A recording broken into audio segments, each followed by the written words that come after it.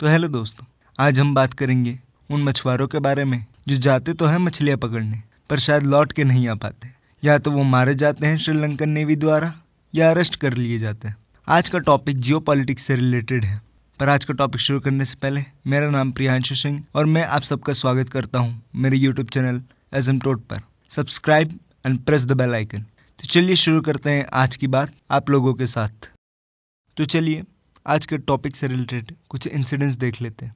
28 नवंबर की बात है। श्रीलंकन कोस्ट गार्ड और उनकी नेवी एक जॉइंट ऑपरेशन कर रहे होते हैं नॉर्दर्न जापान पेनिनसुला पर।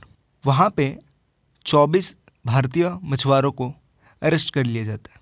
वहीं उन्हीं की नेवी के एक आंकड़े के अनुसार 252 भारतीय मछुआरों को उनने इस साल अरेस्ट किया है।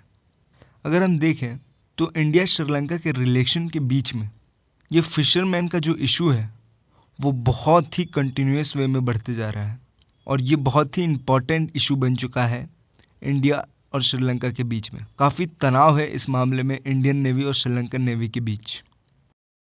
आप सोच रहे ये पाल्क स्ट्रेट क्या है?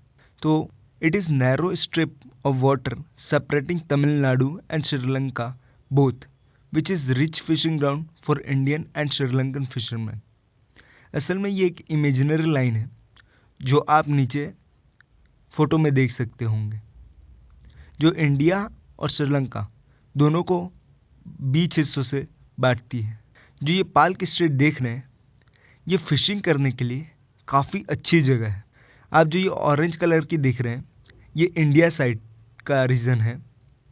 यहाँ पे फ़िश अब कम ही मिलती है, जबकि ये जो आप पिंक कलर जैसा कुछ देख रहे हैं यहाँ श्रीलंका साइड है। यहाँ पे मछलियाँ अच्छी क्वांटिटी में मिल जाती हैं, इसलिए कई बार भारतीय मछुआरे और मछली के लालच में श्रीलंकन पाल्क में चले जाते हैं।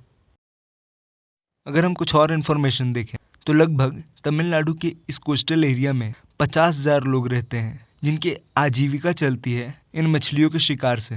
पर इन मछलियों के शिकार करने की वजह से श्रीलंका को हर साल लगभग 4 बिलियन इंडियन रुपीस का नुकसान होता है। आप तो जानते ही हैं कि श्रीलंका में अभी आर्थिक तंगी चल रही है, जिसके कारण श्रीलंका बहुत ही सख्त रुख अपना रहा है इन भारतीय मछुआरों के ऊपर।